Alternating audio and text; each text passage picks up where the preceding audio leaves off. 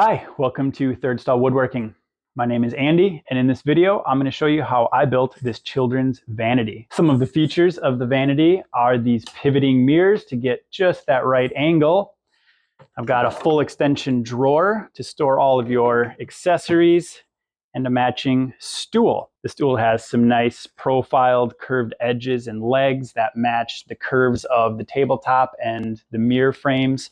Tapered legs to make it look a little more elegant. I designed this, and as always, I have a full detailed plan set available at thirdstallwoodworking.com or on my Etsy shop. Links to both of those in the description. So the plans will start with every piece, where it goes, what the part number is, and the dimensions, and then your layout. There's also one-to-one printable templates. You can print those out, glue them on your boards, and you know exactly where to cut to get these matching angles on the frame, the legs, and the two tabletops. I've also got a highly detailed build article that goes with this on the website, and that goes into even more detail than this video will. I hope you check out the plans, the build article, and enjoy the video.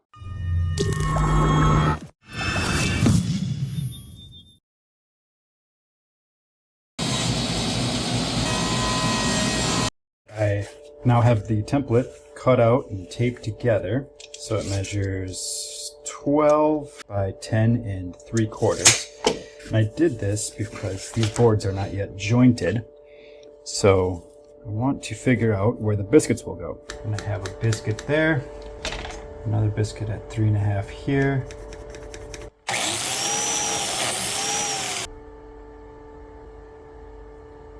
I've got my parallel clamps here. These are nice. They apply really even pressure versus like an F-style clamp. I'm gonna let that dry. I've got the boards out of the clamps. They're all dried and looking really nice. This is the stool top and tabletop. On the plans, I've got these templates, one for the tabletop, one for the stool top. The next thing I'll do is use some of this Easy Tack, just a spray adhesive, and I will spray the back of both of these templates, and then I'm going to glue them down to this 1/2-inch piece of MDF that I've got. This MDF cuts and sands a lot easier than the hard maple does. So once I get this glued down, I will take and kind of rough cut, is pretty close to the line, over on the bandsaw, and then I'll use the spindle sander here to really fine tune and get this exact pattern on my MDF. Got the tabletop template cut out. I did this for the stool and the legs. I traced the outline onto the actual tabletop. I've got the jigsaw out, and I'm gonna rough cut around the perimeter. All right, I've got the router table set up. Installed in here, I have a 1/2-inch compression flush trim bit. This bit has a bearing on the top since it's upside down. It's considered a bottom bearing bit. And I've got the template hot glued to the tabletop. I'm gonna run this along following the template and cut it to a nice exact size with a smooth edge from the trim bit.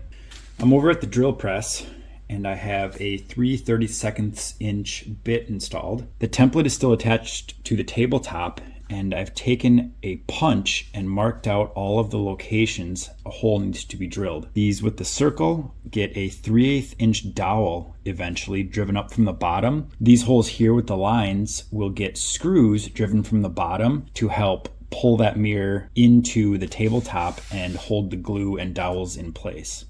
I've got the top flipped over now, and I've installed a number 8 countersink bit, which will countersink the hole where the number 8 screw will eventually go. I've got one of the stool legs roughly cut out. Just like with the tabletop and the stool top, I sanded up close to the edge following my pencil line. Now I'm getting ready to actually do the flush trim routing. And to do that, I'm gonna fit this back on, making sure I've got a little bit of an overhang all around. And then I'm gonna use these little tiny 23 gauge pin nails. The goal is just to have enough to hold it on there tight. But now I've got a lot of cleanup to do over on the router table. The sides of the stool that connect to the legs under the top have 45-degree miters on each end. There's two different sizes of these. So I've got my two boards. These are longer than they need to be, but I use some painter's tape to just hold them together when I cut them so that when I flip it over for the other side, they're exactly the same length. I've got the parts for the stool all cut out, the legs, the rails, and the stool top. Now, before I attach these legs to the rails and get too far ahead of myself, I need to think about how I'm going to attach the stool base to the stool top. What I've decided to use are these really handy fasteners. They're called tabletop fasteners. And the way they work is they slide into a slot in the stool rail, and then they're screwed into the top. It's really convenient, and it also allows expansion and contraction of this tabletop so it won't split in the future. To make the slot, I've kind of made a mark here. I haven't sanded anything yet. I'm going to use the biscuit jointer. Using the reference plane, I set it up so that the red cutting line is just above the top of the tabletop fastener. That way, once I cut that slot in there and screw it down, it'll pull everything nice and tight.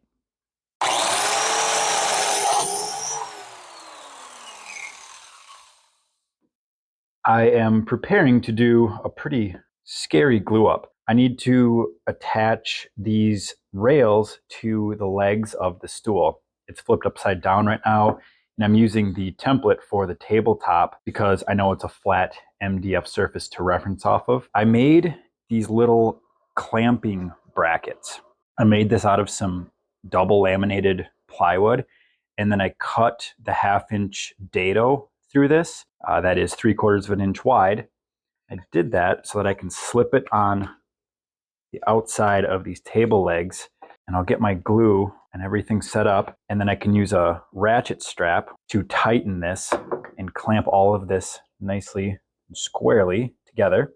I want to give this a little more stability. So what I did is I cut this little block so that it fits in here. I countersunk a hole through the middle, which will go into this leg. And then I countersunk 2 diagonal pocket holes on the drill press that will attach at a 90-degree angle into each side of the leg. I've still got the strap clamps on here so that everything is nice and tight. Tight, tight, tight, tight, tight. This dried overnight.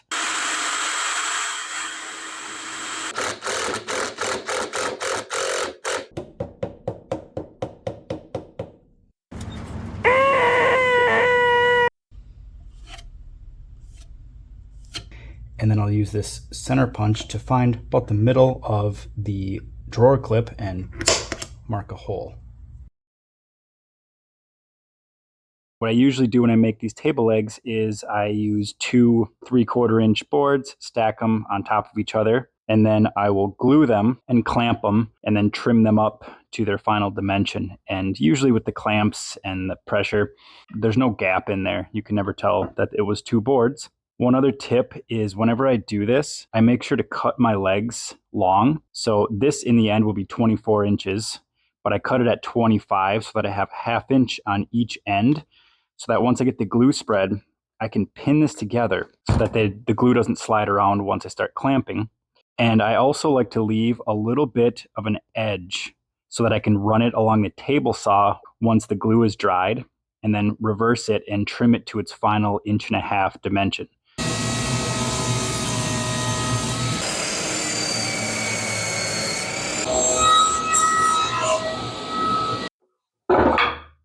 I've got all my table legs cut to size, and this is kind of boring, right? Just a square leg. It's a little too chunky, too beefy. It's too thick. So what I like to do a lot of times is add a taper on legs. It makes them a little more, I guess, sleek and gives them a lot of character. What I want to have in the end is a taper halfway through, so at 12 inches, and I want that taper to trim off down 1/2 inch, which leaves me 1 inch remaining. And then I'll rotate it and cut again so that in the end I have a 1 inch by 1 inch foot that tapers up into 1.5 inches by 1.5 inches. To do that, The easiest and I think the safest way is to just kind of throw together a quick jig like this. What I did is use a piece of just, I don't know, some old wood, plywood or something, and I added a toggle clamp, screwed this in so the toggle clamp is able to hold this piece safely without me getting my fingers in the way. And then I brad nailed a scrap piece of wood here and one at the bottom so that I can just kind of throw it in there and run these legs through, flip them, and run it again.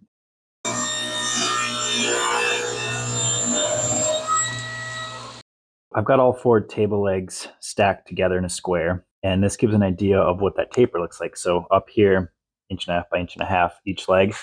But as you move down, you see where the taper starts halfway through on 2 sides.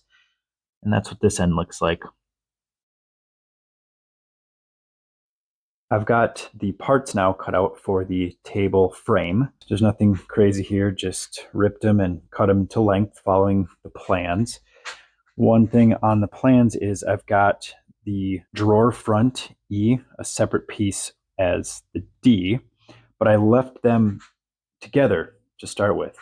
The reason I did that is the gap that's left in there is the thickness of a saw blade.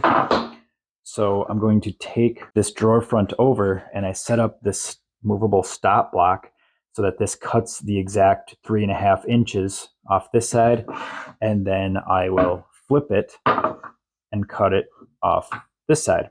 I've got these parts all cut and laid in their rough position, and I did that so that I can find kind of the best faces, the best material that I want on the outside, and maybe the defects that I want hidden on the inside of this tabletop frame. And then I just kind of made some rough labels all the way around so I can reattach this in the exact order later. But I marked where I'm going to put my slots for the tabletop fasteners. And I also am going to use pocket holes to attach this frame to the legs. And then I can take each of these, find my marks, clamp them, and cut all of my biscuit slots for the tabletop fasteners. I'm getting ready to pocket hole all of these frame pieces where they will attach into the table legs at the corners. But before I just start drilling pocket holes, I made some marks on every board of where the pocket holes need to be drilled so that they don't hit each other inside the table leg. I know that I need a 1/2 inch setback from the table frame to the leg. To make sure that I get that evenly spaced all the way around, I made this little alignment jig. This is using 1/2 inch MDF, and I just glued it to a piece of plywood. And what I can do is when I get ready to glue, I can just clamp this on the table leg. Want to hear the most annoying sound in the world? I've got all the side panels attached to the legs, and all that's left is how to attach these middle pieces. These will become the braces for the drawer slides, which will end up here and here. And in the middle is the drawer. To make sure I have an exact evenly spaced distance between these 2 pieces, I cut this piece of scrap wood that's clamped in between the drawer frame. This measures 15.5 inches wide following the plans. What I'll do is then spread this gap apart to be able to drop this drawer glide in for attachment. Nothing fancy here. I just cut the pieces out on the table saw and miter saw. The next step is I don't want these bare plywood edges visible when you open the drawer, so I always use this iron-on edge banding. The way this stuff works is you cut a piece just slightly oversized. Once you heat that up, it melts the glue, and then it sticks to your board. So I cut it a little bit oversized because right now it wants to just slip as that glue gets heated up. And then once you get it warmed up, I've got this, it's actually an ink roller that I found online. I think some other YouTuber recommended it, but I used to always use just a scrap piece of plywood just to make sure you get a good adhesion on there. I come along the edge with the utility knife and I just get kind of close to the board leaving maybe a 1/16 of an inch. And then I have this edge banding tool. Squeeze it on and you run it along and it trims off the excess. After that, it still leaves just a little bit on there, which is good because then you can take a sanding pad and you just smooth it out so that it's flush and there's no sharp edges. And then I kind of took and rounded over a little bit. I marked a center line on the sides of the drawers, and then I clamped this board scrap wood on here. I'm just using a scrap piece of sandpaper. You want this drawer slide just slightly back from the edge so that it has a nice stop when it's pushed in. Now I'm just going to take an awl and mark where my screws will go. I've got some 1/2-inch screws and I'm going to put just 2 of them in to start with. I've got the table frame flipped upside down and I dropped the drawer in. Now I need to figure out how and exactly where to align these drawer slides. So to do that, I'm going to put this scrap wood, kind of a spacer, in here, and then the drawer front in the gap, and then push this drawer up to the front, and then take this out. So now it's sitting exactly where I want it to eventually be, and I'll mark where the drawer slides need to be kind of butted up against. So when I take this back apart, the drawer slides off, I'll line them up with these runners and level them and screw them in right against that line. And screw it in. Now I can test my fit. Perfect. I've got these 2 spacers clamped up top because when the tabletop is on here, this is where it will line up underneath. So I can put my drawer front in. I've got these 2 spaces on each side lined up, and then I'll throw a clamp loosely on there and one on this side. And what I want to do is just lower it on each side about 1/16 of an inch, so that when this drawer is opened and closed, it doesn't ever scrape on the tabletop.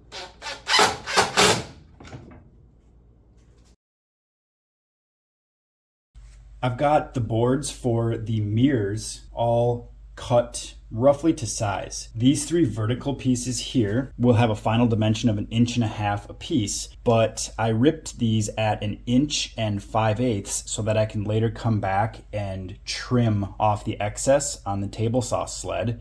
I did cut all of these to an exact length, and when I did all of the ones of the same dimensions, I taped them together and I gang cut them so that I know they're all identical lengths. These bottom pieces are all 1.5 inches, and I cut them exactly at 1.5 inches, but left the lengths of them long again so that I can trim them. I know I'll never be trimming this bottom piece off. That will be the final dimension. Instead, these top pieces where the decorative template routing will happen are left a little bit wide as well as long, so that when I come back and route this, I'll have a little bit of extra material on the top to give me some wiggle room. The next step in this process is joining these boards together. I used some of the extra MDF and I cut out the exact size of what this inside panel will end up being. Right now I've got some clamps on here holding this loosely in place, and I came and I marked some roughly center reference lines. Those are going to be for the dowel jig. I've got a 3/8 inch dowel or 3/8 inch drill bit in here, and you can see that when I drill through, I'll hit this stop collar, and that distance there that I've got remaining is just over halfway through a dowel, which will give a little bit of play when I go to attach these. I've got all my holes drilled, and I marked some letters so that I know how to put this back together. Now I can start gluing.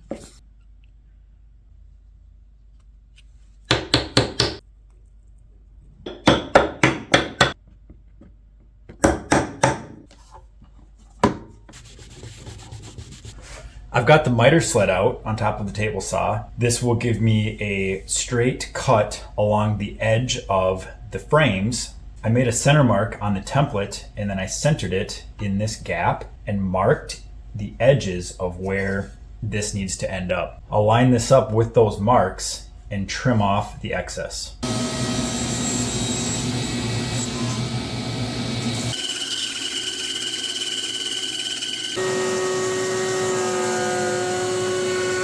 I've got the router cabinet out to cut rabbets in the back of the 3 mirror frames. That will fit a mirror glass and a backer panel, plus give me a little bit of room to use the picture framing staples to hold everything tight. I installed a rabbeting bit. I have it set up for 1/2 inch, and I will carefully go around keeping my hands away from the bit. It's going to leave rounded corners because it's a rounded bit, so I'll take a chisel at the end and square those corners off. I've got a crazy clamp setup here. What I've got is the tabletop on the bottom. The template is still attached with hot glue, so I've got those dowel holes running through both of these. I used the marks on the top of the template to center the mirror frame. I clamped that down, and then I installed a collar on a 3/8 inch drill bit that when it runs up through this tabletop, which is 3/4 inch, through the template 1/2 inch, and into this material another 3/4 inch. In the end, that'll give me an 1.5 inch dowel hole for my 1.5 inch dowels. I've got the center mirror piece doweled in. I've just got 2 of the dowels just to stabilize it so I can get some measurements. I've got my piano hinge. It's a longer piece, so I need to cut it. With the mirror faces all flipped down, I used a level down here on the centerpiece, and then I lined up the curve of these top pieces. Now that I've got these lined up right where I want them, I'll carefully pull the level away, and I'm going to use a mechanical pencil so I can mark a reference line on each side of the piano hinges. So now when I pull this off, I know exactly where to line this up. So right with that line at the bottom, and then I can drill the pilot holes for all the screws. All right, I've got everything screwed in, these hinges connected, and I have the centerpiece just pinned in with 2 dowels. Swings really nice, the gaps are perfect.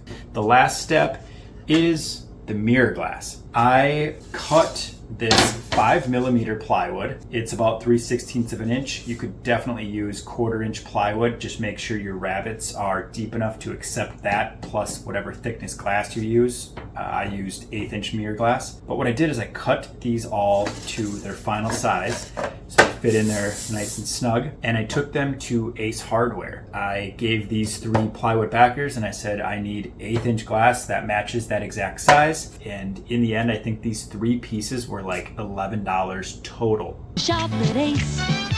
This 1/8 inch mirror glass drops into these frames. The backer will drop in behind it. For me, the remainder of this project is sanding. That sucks.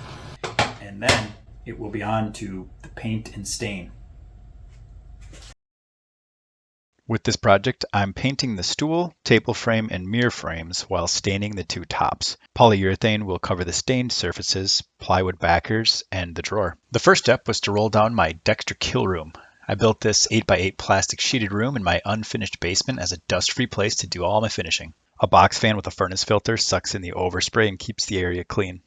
I drill small holes in hidden areas, insert eye hooks, and hang the parts for painting and drying. I've tested many paint guns, and this HomeRite model is my favorite. It's affordable, delivers great results, and it's easy to clean. Links in the description and the build article. I start with Behr Acrylic Alkalite Enamel Undercoat, followed by Behr Premium Semi-Gloss Cabinet, Door, and Trim Enamel. Before painting the center mirror frames, I masked off the bottom with painter's tape. This ensures the glue will bond properly later. I used some more dowels for alignment, outlined the perimeter, and then taped off the center. For staining, I applied a pre-stain to prevent blotching. Then I used an applicator pad to apply oil-based natural stain. wiping off the excess. Once dry, I lightly sand with 220 grit, wipe it clean, and finish with multiple coats of oil-based polyurethane to ensure durability.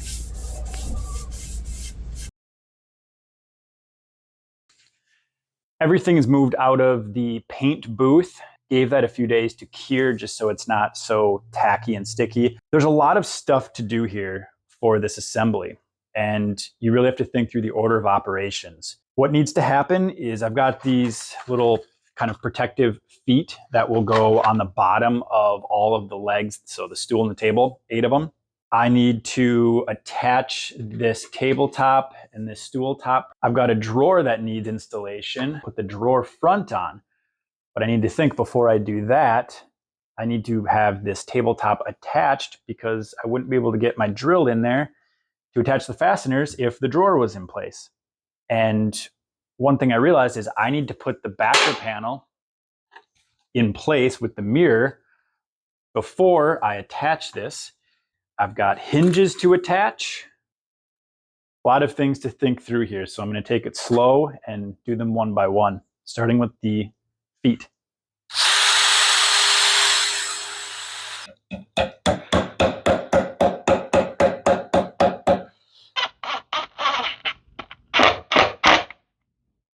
I gave my glass a cleaning, and now I'm ready to use my fitting tool. This tool allows you to place these little tabs in picture frames or projects like this, where there'd be no other good way to attach this backer. So I've got these flexible backers in there, and I've got it all set up. Just line it up with my mark, get it roughly in position, and then you just squeeze it. That drives it in, and I can flip this and slide it back to remove it.